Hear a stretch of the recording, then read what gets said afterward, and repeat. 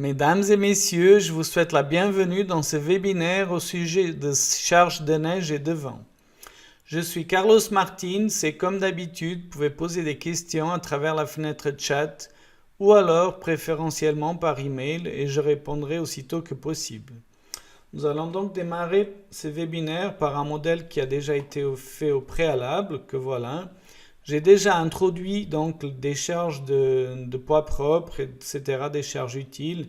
Mais aujourd'hui, l'objectif, c'est de vous montrer comment on peut introduire ou créer des charges de vent et de neige à travers le générateur de charges de vent et de neige, ou alors aussi les introduire manuellement.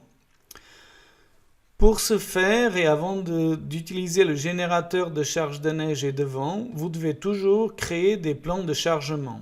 Là, en l'occurrence, pour économiser du temps, pour que ce ne soit pas un webinaire trop long, j'ai déjà créé tous les plans de chargement. Mais je vais vous montrer juste comment on peut le faire, voilà, en cliquant ici. Si c'est un rectangle ou etc., ça c'est assez facile, mais là vous avez plutôt des polygones, donc on doit choisir ici tracer des lignes des polylignes, pardon. Et là, très important, il faut aussi avoir choisi ici le plan de chargement couvre les ouvertures.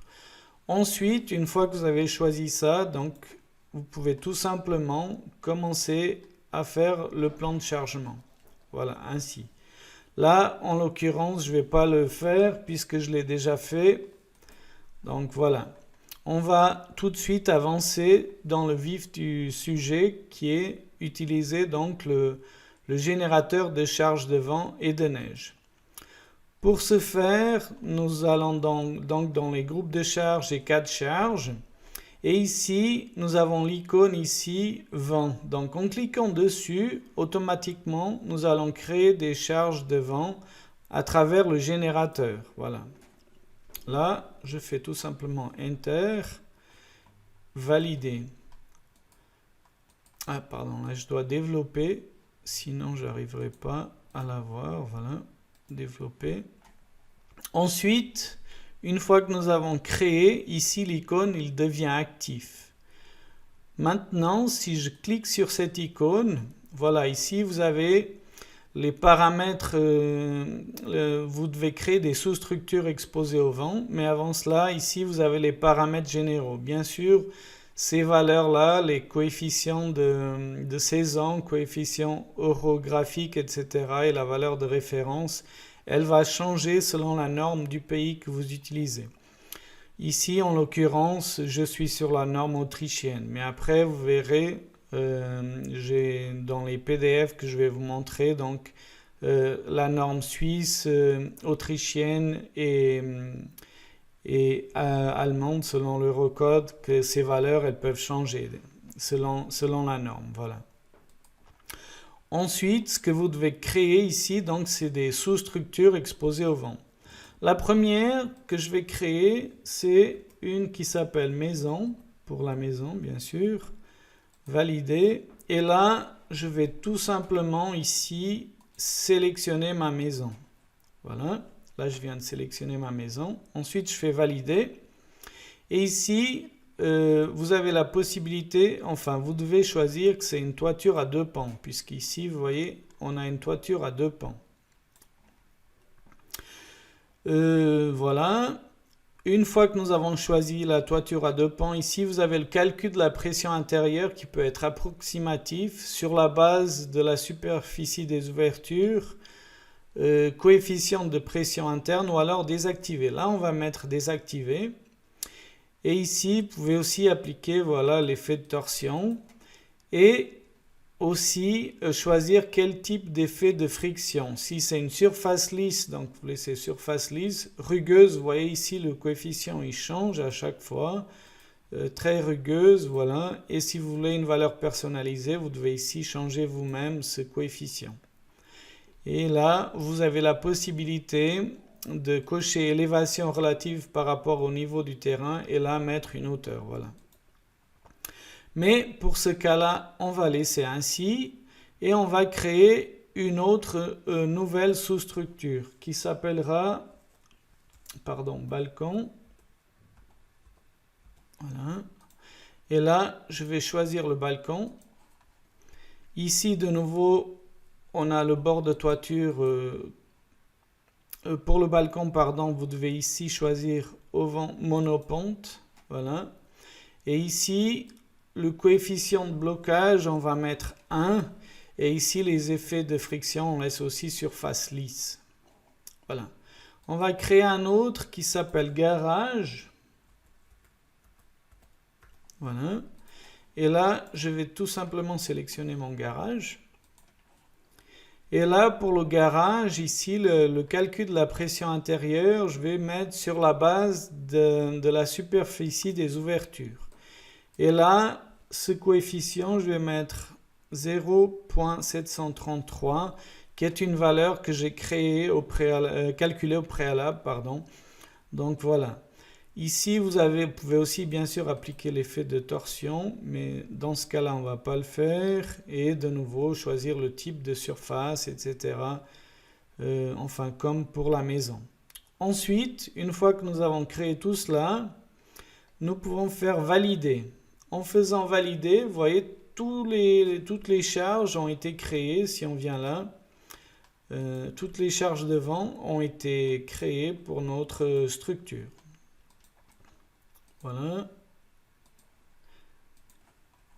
Aussi, j'ai oublié de vous mentionner cela pour les plans de charge. Vous voyez ici, j'ai des plans de charge qui sont, on va dire, un peu bizarres, mais c'est parce qu'ici, j'arrivais pas à faire un plan qui soit exactement comme la toiture. Donc, j'ai divisé en 3 pour que j'ai pas une grosse hauteur ici, mais ça revient exactement au même. Donc, à chaque plan de charge, vous devez après dire que la charge elle sera distribuée, vous sélectionnez les éléments auxquels il se rapporte et la charge elle va être distribuée telle qu'elle, comme si c'était de ce cas-là. Voilà. Ensuite, je vais vous montrer maintenant pour le générateur de charge de neige. Pour le générateur de charge de neige, il suffit de cliquer ici sur l'icône et là, nous avons ici le générateur de charge de neige qui va s'activer. Et là, on fait valider. Et là, vous avez l'icône qui est active. En cliquant sur l'icône, voilà. Ici, vous avez cette fenêtre qui s'ouvre. De nouveau, cette fenêtre, elle peut varier selon la norme du pays auquel vous faites le calcul. Là, en l'occurrence, on fait selon la norme Eurocode autrichienne. Et là, par exemple, on va ici mettre 450, l'altitude, au-dessus du niveau de la mer. Ces coefficients-là, je ne vais rien changer. Et là, vous avez la possibilité ici d'appliquer directement, sélectionner les panneaux de charge de neige, des toitures, etc. Donc là, je vais choisir ici tous les panneaux où j'ai de la neige. Là, là, ici, là. Là et là. Voilà. J'ai sélectionné tous les panneaux où j'ai de la neige. Et là, vous voyez, si je fais valider, il m'a automatiquement créé des charges de neige dans la toiture et dans les dalles. Ensuite, ce n'est pas fini, je vais encore vous montrer ici toutes les autres options qu'on peut avoir. Vous pouvez rajouter aussi une hauteur mur d'appui. Ici, en l'occurrence, on va mettre par exemple 3 mètres. Ici 35 degrés et puis ici 3,2 mètres. Voilà. Et là, on va sélectionner ici le bord d'un mur d'appui. Le bord d'un mur d'appui, je peux sélectionner celui-là, pardon. Voilà. Et automatiquement ici, voilà, on a cette option qui est active. Donc, vous pouvez aussi rajouter, sélectionner le bord du parapet. Pour le faire, vous devez définir la hauteur du parapet. Et là, sélectionnez où est-ce que vous avez un parapet. Là, en l'occurrence, je vais ici dans la partie garage. Je vais dire qu'ici, j'ai un parapet. Voilà.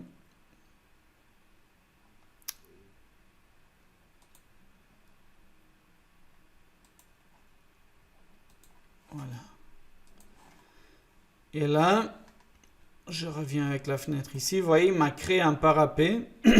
Et là, vous avez aussi la possibilité de créer des bordures de toiture avec neige en surplomb.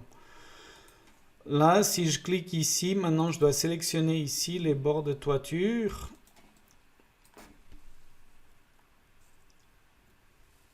Alors, ici j'en ai un autre. Voilà.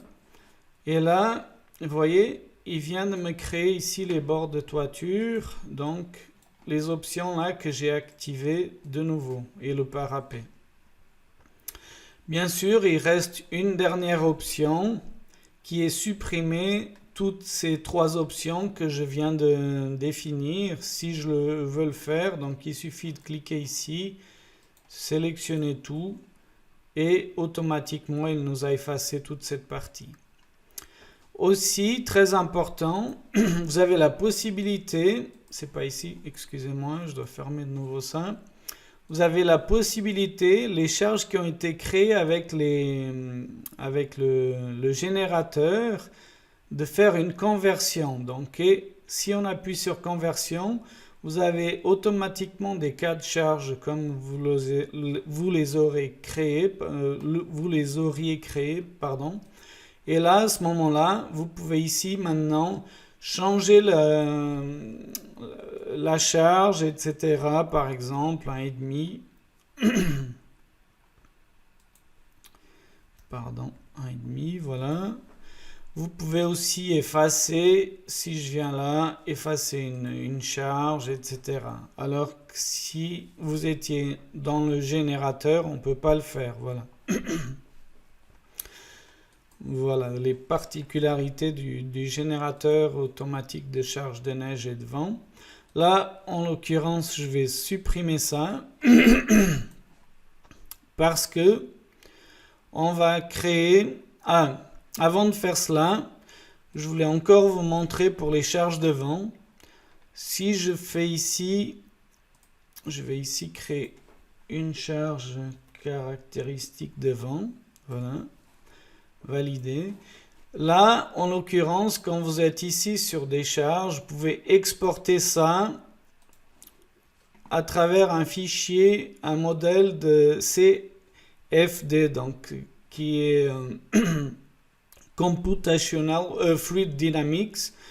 Donc, vous pouvez exporter ça dans un fichier qui peut être après calculé dans un logiciel à part. Bien entendu, une fois que vous l'avez calculé, vous pouvez, à travers ici des charges de vent caractéristiques que vous avez créées, et là, cette icône devient active et vous avez ici la génération de charges de vent à partir de fichiers CFD, donc Computational Fluid Dynamics. Voilà. Si on clique, donc ici on a l'option d'avoir ici notre fichier, mais je ne vais pas l'ouvrir puisqu'il n'a pas été calculé. Voilà. Maintenant, ce que je voulais vous montrer, c'est comment je vais effacer ici cette partie, puisqu'on va créer maintenant manuellement des charges de vent et de neige. Et là, je vais aussi effacer ce groupe. Voilà. Valider. Et ensuite, je peux partir sur la création de charges de neige et de vent. Manuel, voilà. Maintenant, je reviens là. Et ici, on va tout simplement créer ici des charges variables. Voilà. Là, je fais Enter. Valider. Et ici, on va créer des charges de neige, si on vient là, pour une hauteur inférieure à 1000 mètres. Voilà. Si je fais cela, et ici, je vais mettre tout simplement neige. Voilà. Ensuite, on va créer une autre charge variable qui est pour les charges de vent sur bâtiment. Voilà. Et ensuite, ici, vous avez la possibilité de mettre vent X positif. Hop là. Pardon. X positif, voilà. Là, je peux copier ça. Et ainsi, c'est plus simple. CTRL V. Et là, je fais juste négatif. Voilà. CTRL V. Et là, je mets Y. Positif.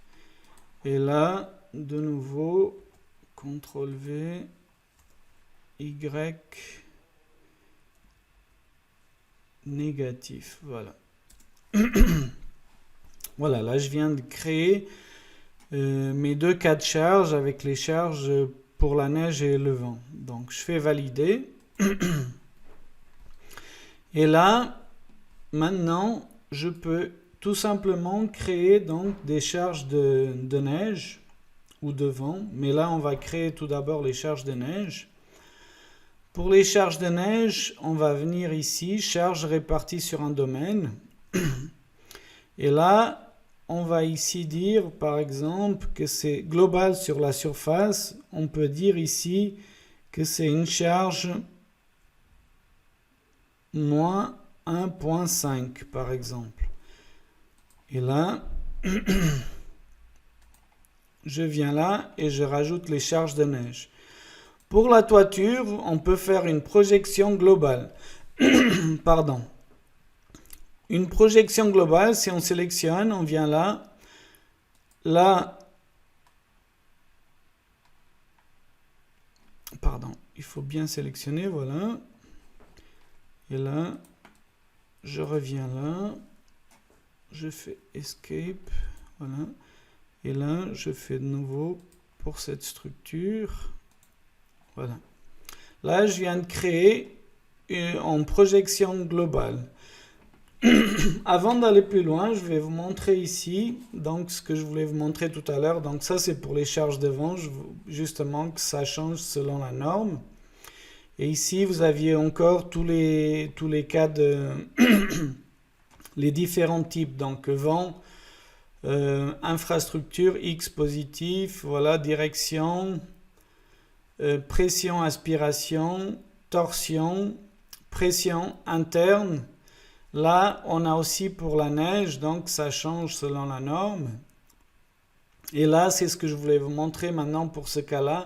Projection globale. Donc, c'est quand vous avez une charge, une toiture en pente, vous pouvez mettre aussi en projection globale et vous avez la projection exactement sur la toiture que vous avez.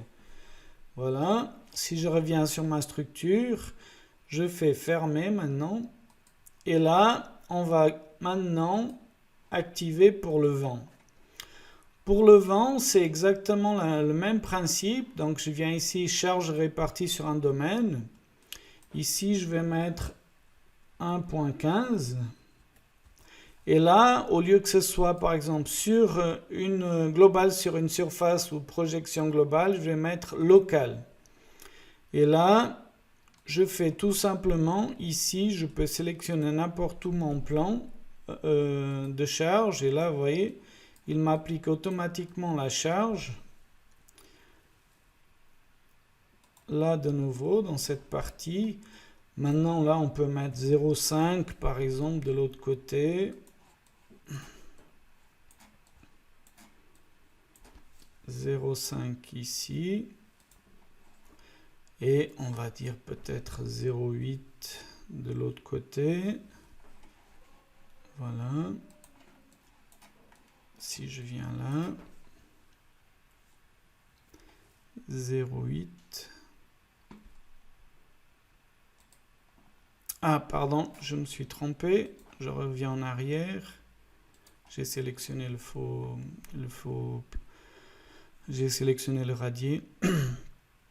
Donc là, vous voyez, j'ai créé. Ensuite, pour la toiture, c'est exactement la même chose. Sauf qu'ici, je vais mettre moins 0,8 par exemple. Et là, tout simplement, en sélectionnant ma toiture, je peux ici rajouter pour ma toiture, pardon. Là, il faut faire un zoom parce que sinon, des fois, on peut faire des erreurs comme je viens de faire. Voilà. Et là, en faisant zoom, j'arrive à le rajouter ici. Voilà. Vous voyez que c'est assez simple donc de créer des charges aussi manuellement. Bien sûr, avec le générateur, tout est beaucoup plus rapide et vraiment selon la norme. Voilà. Ici, vous auriez encore de faire pour le vent X positif, X négatif, etc., etc. Voilà. Ça prend beaucoup plus de temps, tandis qu'à travers le générateur, il faut bien sûr sélectionner les bons paramètres. Mais une fois que vous l'avez fait, donc c'est nettement plus rapide et intuitif et vous serez juste par rapport à la norme. Voilà. Encore une chose que je voulais vous montrer, c'était, pardon. Ah voilà, ça je vous ai déjà parlé, donc ça c'est tout bon. Donc pour aujourd'hui, je pense qu'on a fait exactement le tour de ce que je voulais vous montrer. Donc, comme d'habitude, vous pouvez vous abonner à notre page YouTube. Ainsi, vous recevrez des notifications. Si vous n'avez pas pu regarder ce webinaire, donc vous pouvez le regarder plus tard. Vous aurez une notification de nouvelles vidéos, etc. Prochain webinaire, donc ce sera le mardi 30 août à 14h15, comme d'habitude. Pour ma part, je vous remercie beaucoup de m'avoir suivi. J'espère que ça a été agréable ce thème pour vous. Et je vous remercie beaucoup et je vous souhaite un agréable après-midi. Au revoir.